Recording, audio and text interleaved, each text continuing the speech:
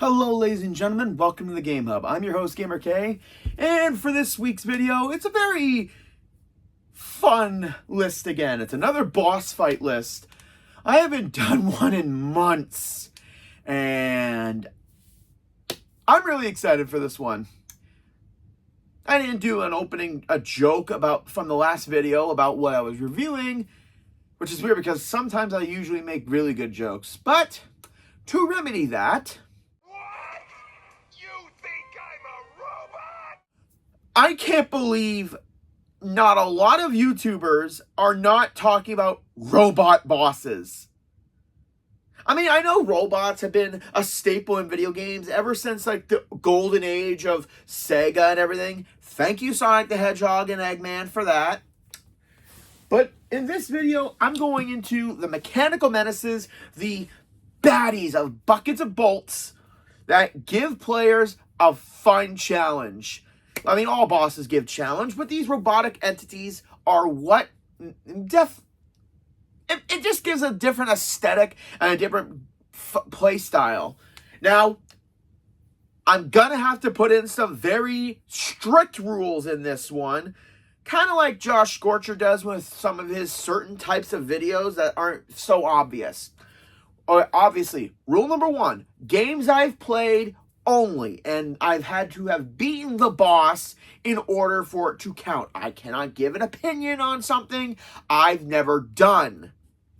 Rule 2, obviously one boss per series, because if I didn't, yeah. Okay, so robots, bosses, specific rules. 1, they can't have a Okay, only one boss on this list is breaking the rule, this one rule, but for the majority of its boss fight, it's basically the same. No mecha suits. I know giant robots come in different varieties, but anything where they are piloted by someone and they don't have like a will of their own, I'm nixing them from the list. So, as much as it would be fun, a lot of Eggman's robots are off the list. Because, again, like I said, if it's being piloted by someone, it's a mecha and not a robot. I'm going to be going over these, not how much of the robot aesthetic they bring to the boss fight or the character of the fight, but more so just the overall design and how they utilize the robotics about it to fight the player. So sit back, enjoy, because this is Gamer K's Top 13 Robot Bosses. And why Top 13? Because here on the Game Hub, only the odd can be number 1. Well, I thought the best way to start off this list would be a robot boss that doesn't really have that much going for it. I mean, to be fair, when literally there's no dialogue in your game, what more can you do? From Super Smash Bros. Brawl, I wasn't sure if Duo was a robot or not, considering it was amalgamated of all the evil Mr. Game & Watch shadows and everything. But I'm going with Gallum. Gallum from the kind of midway of the game during the Lucas, Pokemon Trainer, Ike, Marith, and Meta Knight section of the game. This thing comes in a cutscene literally being a freaking transformer. Roaming the deserted area and finding our 3 sworded heroes, it transforms into the absolutely pretty cool robot design. It's got the kind of golem-like features, gorilla, with its metallic arms and the metal mask and the guns on top. It's a pretty cool looking boss. And then after we defeat it, it goes after Lucas, and Pokemon Trainer, with a couple different unique attacks, from firing its missile cannons to transforming into its vehicle mode again and rushing us. It does a pretty good job of being very clean and a very fun design.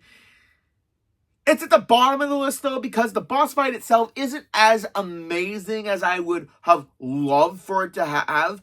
If it was in a better game and not in this fighting game kind of scenario, I mean, it's kind of limited to what it can actually do.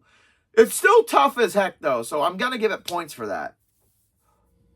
Going into further into my childhood for this next entry, I'm going into one of my favorite N64 games and one of the few I've ever played, Kirby and the Crystal Shards. Now, going into this list, okay. I never played Planet Robobot. I've never played it once. I've never played anything about it. I never had the Wii system to have it, because I only had, like, the original Wii. So, yeah, if any other YouTubers make a robot list, this game will definitely have an entry from that, probably. But I'm going about the boss from the Shiver Star level, the cold, desolate wasteland filled in eternal winter. We discover a giant forgotten city, which, with its defender, the robotic entity XIII. Now, this thing is massively impressive. And also, it's one of the only bosses in the game to not be affected by the dark matter.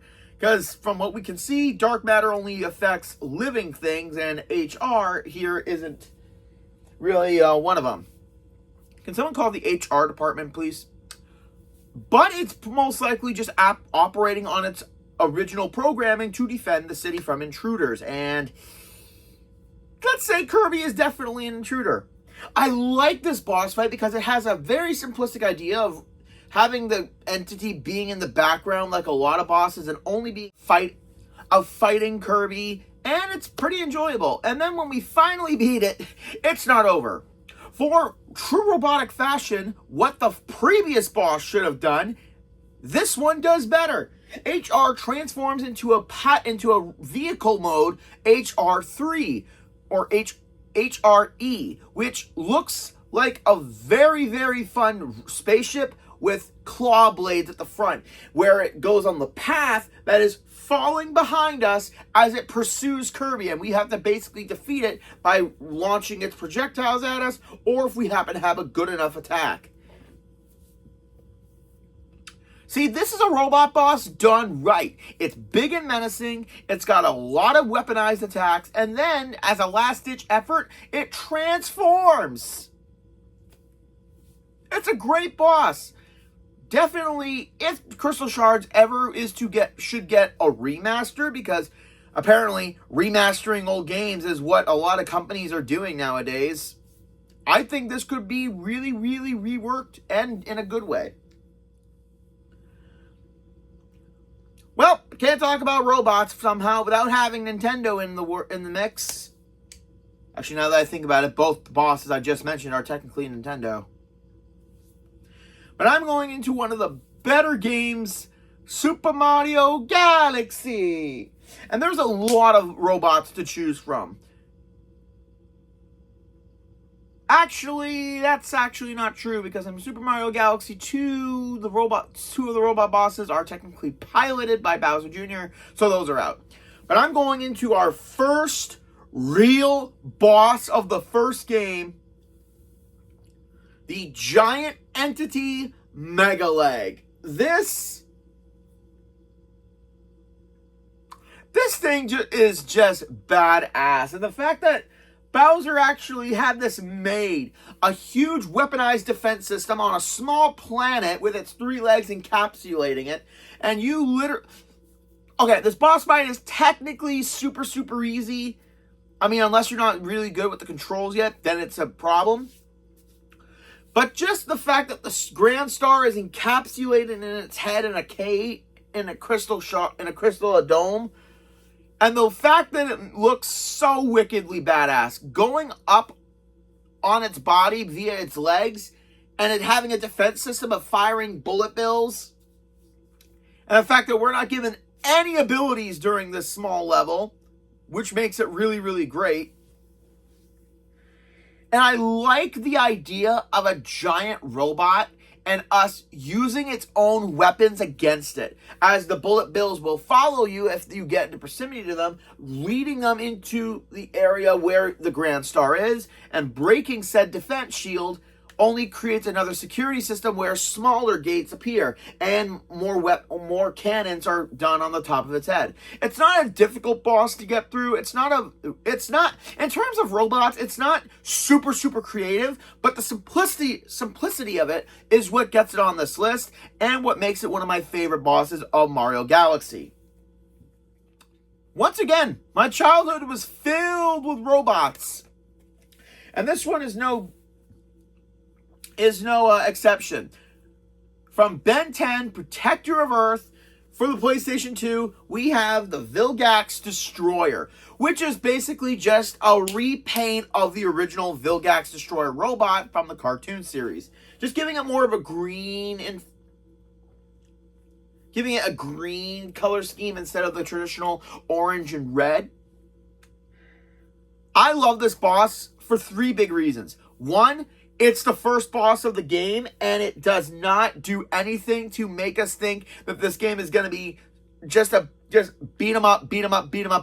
This thing actually has a lot of okay, it doesn't have a lot of attacks, again, the first boss of the game, but it definitely showcases what we can expect going forward in the boss fights.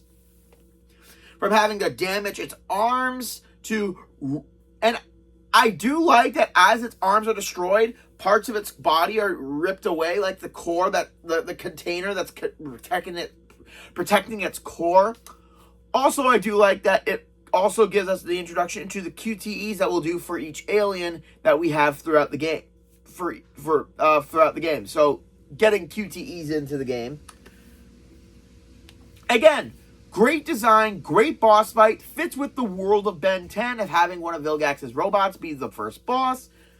It definitely gets your feet wet. And at the number 10 spot, it only goes up from here, ladies and gentlemen.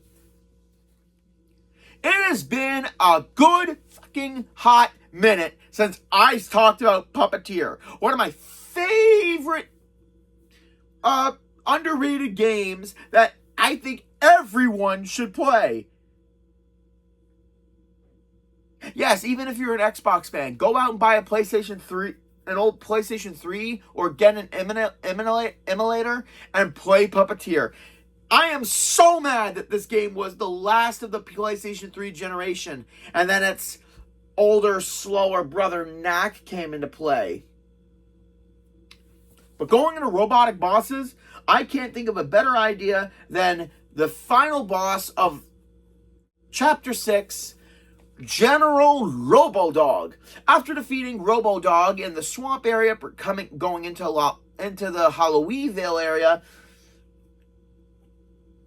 General Dog was basically a kind of easier reskin of General Tiger. I'm going to be honest, that's what it was. But after being duped by General Monkey and going into his scientific lab of the mayor's house, he takes the Moonstone shards and goes to work rebuilding General Dog in this Frankenstein manner, creating Robodog, making him more of a bulldog face and body. And this boss fight is fantastic. I love the atmosphere being in the enclosed laboratory, having Robodog's body literally have weakness set right on you, from the bull impressions on his paws to where we gotta stop, spinning his tail, attacking us, using the technology in the lab to cling onto it to fire lasers as his head spins, eliminating his battery packs, making him go into a jet mode. Yeah, I know what I said. Jet mode for a robotic dog.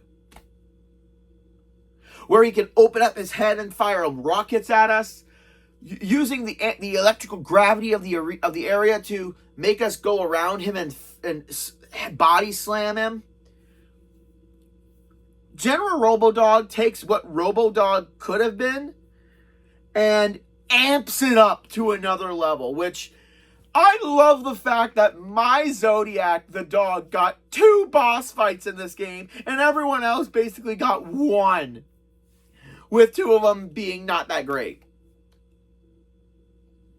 But it just goes to show, with a little bit of ingenuity and a little bit of creativity, you can make even the most stupidest of ideas a really, really fun battle. And again, if you really haven't mastered a lot of the nuances of Puppeteer, and this being like a near end game, Robodog is going to give you something that's going to make you howling for more. And at the end of the day, you just play fetch with him. Okay, I'm going into a lot of my childhood for this list, which is kind of odd. But again, this one isn't as nuanced or high class as a lot of other bosses that are going to be on this list. But it's still a robot. It still counts. It's got a great unique mechanic to it. Dad's Robot from Fairly Odd Parents Shadow Showdown. Needing the sugar that was taken for his sugar-powered robot, sadly, Dad is asleep and we gotta wake him up. And in the distance, we see his giant robot. So we just gotta fix up his mind in order to get us to that robot.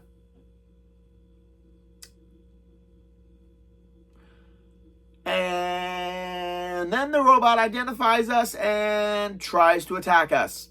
This is a great boss fight because it does something that not a lot of the bosses do in Shadow Showdown, where it's a chasing boss, where we are being chased by this robot, and its stomp attack will create shockwaves that will hit us if we're too close. We gotta get to a crane, stomp on the button as it walks by, and knock its head off.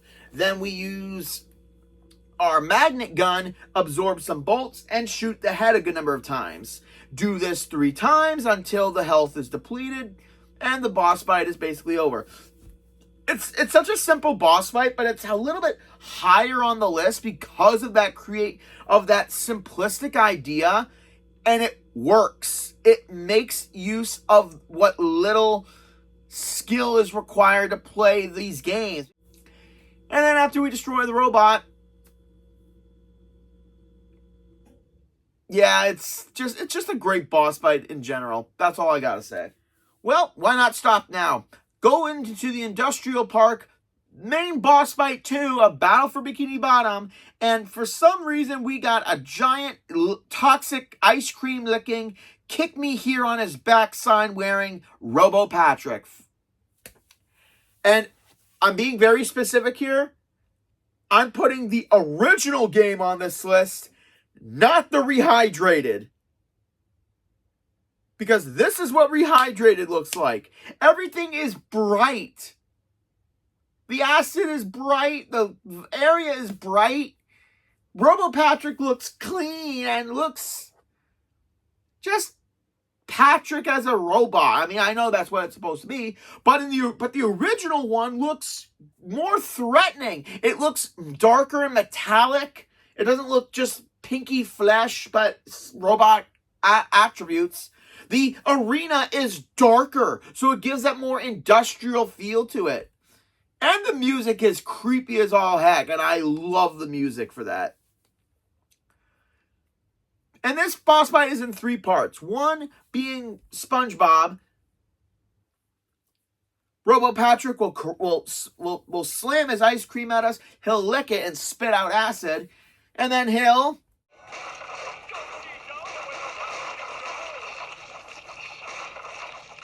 I couldn't help but put that in there because I've heard it so many times. And once you and making sure the acid doesn't hit you at all, which is pretty easy because of the arena is pretty big. And then once we kick him 3 times, he freezes SpongeBob. So now it's Sandy's turn to take lead. But this time, when we damage him, Robo Patrick will pull on the lever, releasing some of the toxic waste in the arena level by level. So kind of limiting our our maneuverability to get close to Robot Patrick. Luckily, all the Texas symbols where Sandy swings from, once levered on, will drop boxes into the toxic waste, allowing us to go on them to avoid getting hurt. Do this 3 times, and the whole arena will be filled with toxic waste, melting SpongeBob and Squidward out of their ice, and SpongeBob's turn to finally take out Robo Patrick.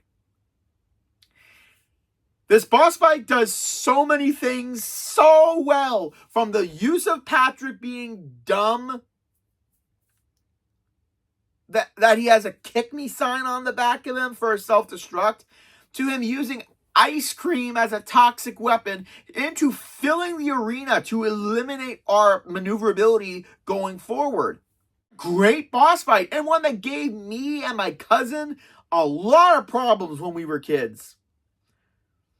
And it's just a great nostalgic boss fight. I can't say any more about it. It was great. It utilized Patrick's stupidity into a robot, and it was done brilliantly. Putting this one on the list was a no-brainer, to be honest. Not a lot of robots in the Kingdom Hearts series, which I'm kind of okay with. And for those of you who are probably guessing, no, the Hostile program is not a robot. It's a digital program. 2 different things. But Dr. Finkelstein's experiment did it. Yeah. The experiment from Kingdom Hearts 2, the final boss of the Halloween Town level. And this one is great. It's fun. It's unique. The experiment is a great boss for a good majority of reasons. One, it foreshadows all the things that Lock, Shock, and Barrel gathered for the Doctor and that was on his table. Secondly, it gives another good story about Heart, because that's basically the whole purpose of the second half of the game. Attributes in its boss fight are fantastic, using its different mismatched body parts to attack us, from sucking us up to it with its funnel arm, to attacking us with its claw, moving around with its wheels, shooting a laser at us through its mouth. And once we do enough damage, the parts break off and start attacking in unison. Kind of what the Trinity armor did in Birth by Sleep, but with more flair. Not only that, we get the kickstart reaction command, which lets us swing the torso into its other parts, which forces it to merge into this amalgamated, creepy looking entity. And then again, the parts start to move on their own, and then we just got to deal with the main torso. I'm counting this as a robot because it's made of metal, it's composite, it was composited and built. It doesn't have a pilot, it's just acting on instinct, trying to discover what a heart is. And yeah, the boss fight was pretty ingenious, and this just showcases Kingdom Hearts' real creativity when it comes to making non-heartless, nobody, unversed Dream Eater bosses for a world and still make it feel like it fits. And that's something that I think a lot of Kingdom Hearts fans can agree on, hopefully. I mean, I really love this boss fight. It's so creative. It's so cool. And that's all I gotta say. Great idea, great design, great boss fight, great use of Halloween Town world. And I'm happy that we got to fight it in Christmas Town, because fighting that thing in Halloween Town would have been too dark to showcase. Once again, going to Epic Mickey. Another great Wii game that it's just fantastic. And one of the near the end of the game bosses that we got to fight was Captain Hook, who has become an animatronic. Yeah, apparently the good captain lost a couple screws loose and abandoned his pirate crew in favor of the Beetleworks robots that are being used by the Mad Doctor. What I love about this boss fight is that we fight him on his pirate ship, the Jolly Roger, and there's 3 ways to take him out. You can do the 2 bad ways, which is Hook, being an animatronic, is stuck on the track of his boat. And there are different tracks in the different sections. So he's stuck literally one peg leg in the socket. You can either spin it, you can either spin the tracks and spin him in order to bang him into the wall 3 times until he destroys himself, or you can lead him onto the plank and have TikTok, the crocodile, deal with him. But again, that's more of the bad route. The good route is to clean up is by avoiding his attacks, avoiding damaging him, and painting in the parts of the ship, and getting to the top and freeing the sprite. And that will go and bring Pete Pan to the fight and having those two fight it out like they used to. Which is the good ending. And it's a very fun platform section while utilizing the game's mechanic of thinner and paint. Giving us 3 distinct ways to fight Hook is pretty creative. Having the 2 best ones be the plank, realigning the track so that he goes off the plank is good, and also using the platform section to go up to Pete to free the sprite and get Pete Pan back as the good ending really makes it work for Epic Mickey's choice decision gameplay. It wasn't that. All right, next up on the list.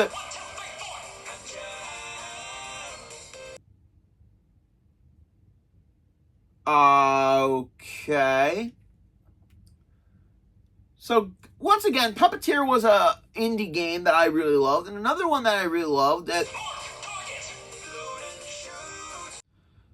Okay, can I please get through this entry, please? Better put on your tactical thermal goggles because we're gonna bring the heat.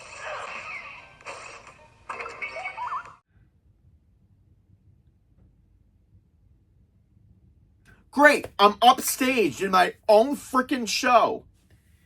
For those of you who don't know that is 1010, the robotic boy band bosses from No Straight Roads. I found this one to be extremely funny.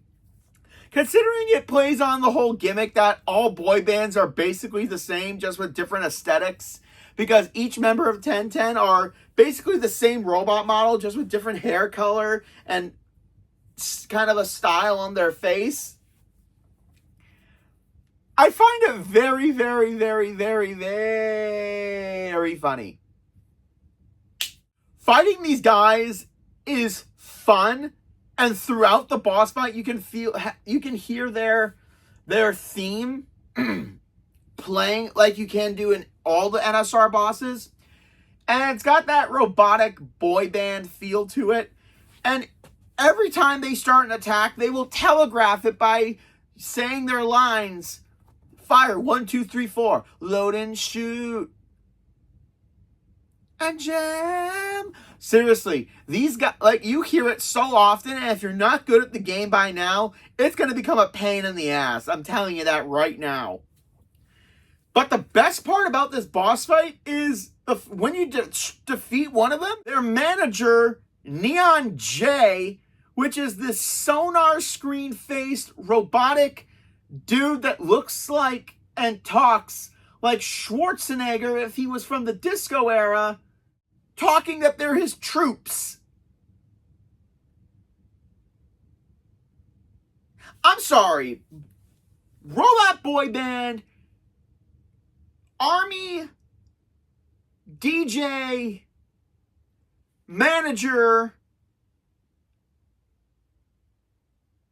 I'm sorry, I want to meet the people who came up with this idea and frickin' buy them a drink. Because this game is clever on all accounts. So he reproduces another one from the machine. And we just gotta keep fighting them. And then as the fight goes on, we use our projectile attacks to attack Neon J and his giant producing device. And also after this, the boy bands get electrifying shields, so we can't really damage them that much. But damaging the machine, however, once we defeat a lot of them, and then he reproduces them, and then we get to the fans, where they get fan support and energy because boy bands, they need their fans. And then when they're damaged enough and their faces are just robotic monsters, the robots self-destruct. And then we have to defeat Neon J by turning the robot machine upside down and giving it arms and legs. And depending on its body rotates like a slot machine, but for each 10-10 face, and each one is a different attack, from lasers to moving all erratically, spinning around. I can't with this fucking boss. It's so creative. It's got a mix of challenge, and especially if you're not good with parrying yet, because if you aren't, you're screwed. Being able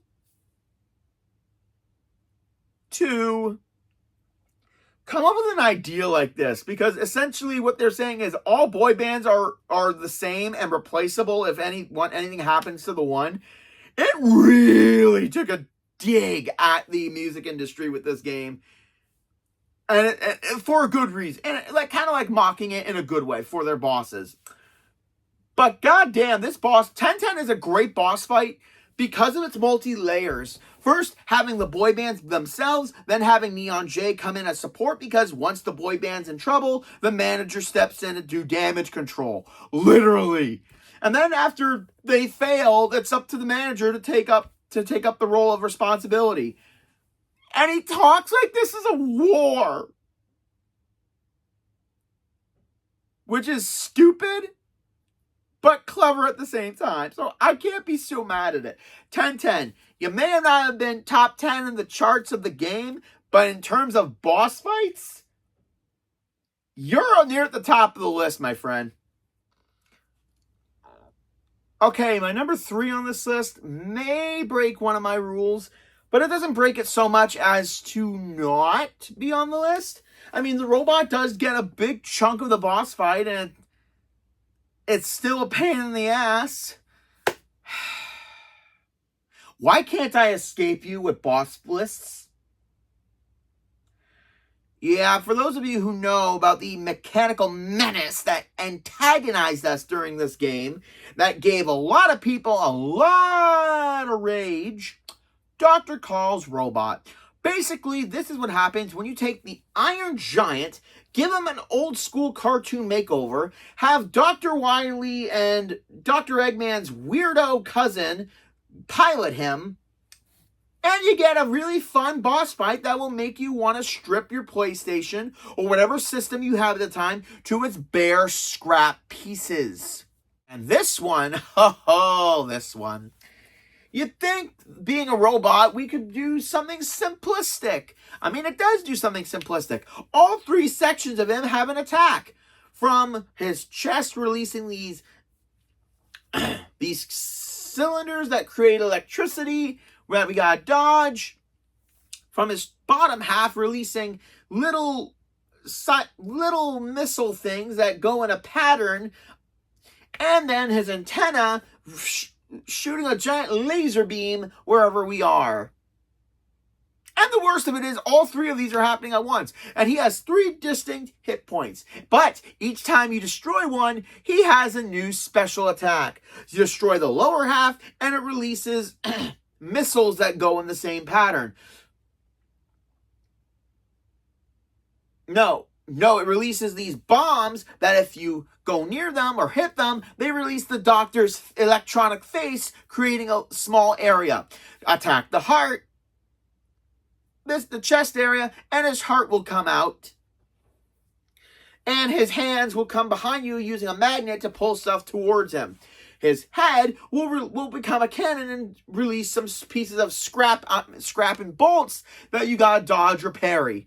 But if you just do that, then the head will launch, attacking you, releasing more bomb missiles at you as it moves from the top of the screen, coming behind you to the bottom of the screen, moving all over, and you gotta hit it. Do that, and Dr. Call will come out, releasing this power gem that constantly sends out electronic beams And while there's obstacles put in place, so you got to be watching the beams. And then he'll switch to a red gem, which goes even crazier. And you still got to do this while keeping track of the goddamn barriers that damage you.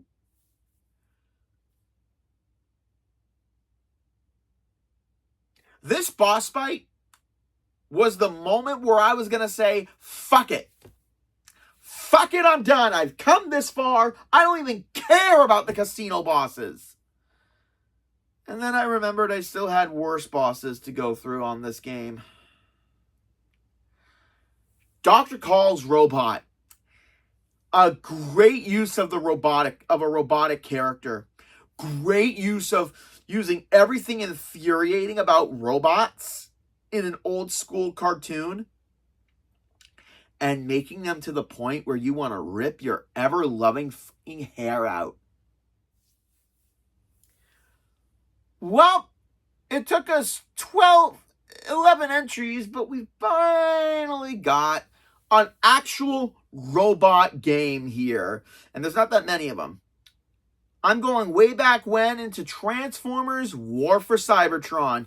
The final boss of the Decepticon story, the key to the center of Cybertron, the one and only Omega Supreme. This boss fight is in 2 parts. No? Yeah, 2 parts. Because in the Chapter 4 ender, we get him in his flight mode as we gotta take him down. Then in the arena, the final chapter, the amazing boss fight with Omega Supreme in his robot mode, and he still does go into his flight mode in order to rain down holy hell on us. What makes this boss fight so great is up until this point,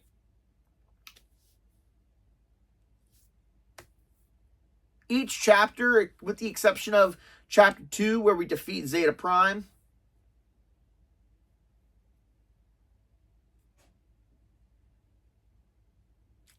we get an actual badass, huge robot fight. I mean, to be fair, in the Autobots one, we do get Trypticon, but Omega Supreme is a lot better. Having to literally fight mano a mano on the ground with this hulking brute, releasing savage missile attacks and laser beams, all while he can destroy our cover. That's actually an achievement in the game. If you just have Omega Supreme destroy all the barricades, you get the trophy. But the boss fight is just on a huge league. It doesn't do any special gimmicks or fancy ways of hurting him. You just got to go all out with your weapons in hand and your 2 comrades and just go all on him. And again, being a Transformer, using your vehicle mode to quickly dodge his attacks and also hitting him with that is such a fun boss fight. It's such a hard boss fight, but at the same time, it makes you it makes you feel like Megatron, just taking out with Barricade and Soundwave. Anyway, and Soundwave at your side. I mean, yeah, in this game, you can choose who you want to take on, who you want to play. Out of the 3, you can choose who you want to play on. But let's be honest, who isn't picking Megatron? I'm just saying. It's such a great boss fight. It's such a fucking hard boss fight because Omega Supreme does not really give you time to breathe half the time. And I can attest to this, that even E was getting ticked off. So yeah, Omega Supreme, great boss fight, great robot boss in general. But from my opinion, there is one boss fight that kind of has a league of its own. Okay, so this boss fight is still a robot, but it was something that transformed into a robot, so it still counts. There's no pilot.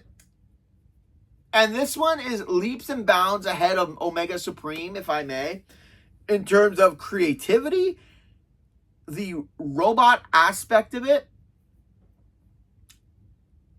and minion if you're watching this, I have to do our crazy overlord proud, because this boss fight has Fury from Bowser's Inside Story, the final giant boss fight, Peach's Castle of Fury.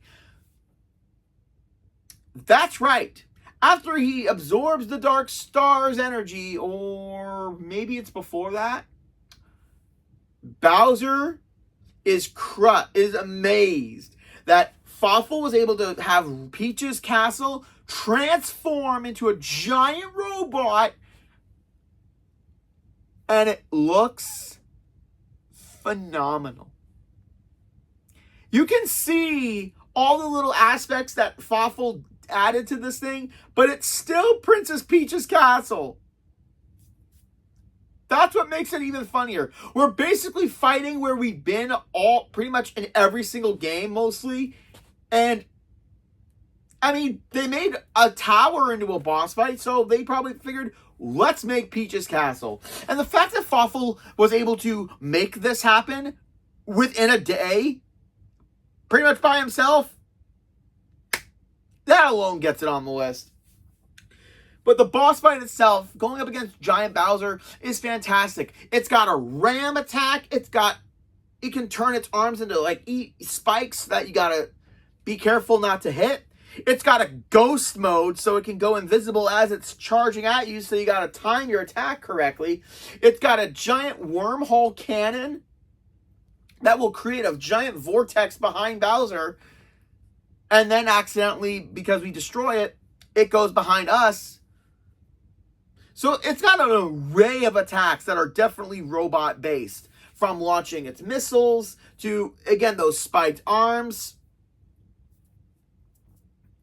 It's just an amazing mano-a-mano. And honestly, I do like the irony in this. Having Bowser's flying castle be the first giant boss fight in the game, to Bowser literally taking down Peach's castle. It's a great boss fight because it does everything right from the previous giant bosses, with the exception of Fawful Express being a time limit, which was a pain in the ass. And what makes it even better is that Peach and Mario and Luigi didn't get to see it happen. Although I'm pretty sure after Fawful's defeat and the Dark Star's defeat, Peach's crew had to go to heavy overtime rebuilding that thing. But yeah, from a concept alone to its really fun and challenging boss fight, Peach's Castle of Fury is my favorite robot boss, because it takes the concept of robots and makes it into something that is aesthetically brilliant, gameplay-wise challenging and fun, design-wise, again, challenging, fun, crazy. It's everything that the game did and more. And that is why, for some odd reason, Fawful was able to dig his way into my list again for the #1 spot of my robotic menaces. And that's it for this week, ladies and gentlemen. Thank you for joining in. God, it's been a long day. Like, comment, subscribe down below, and join me next time, where I'm going a little bit further into the future as I get to see, before we take on the bosses, what challenging puzzles and tasks do we have to do in a star-studded cast. This is Gamer K, logging out.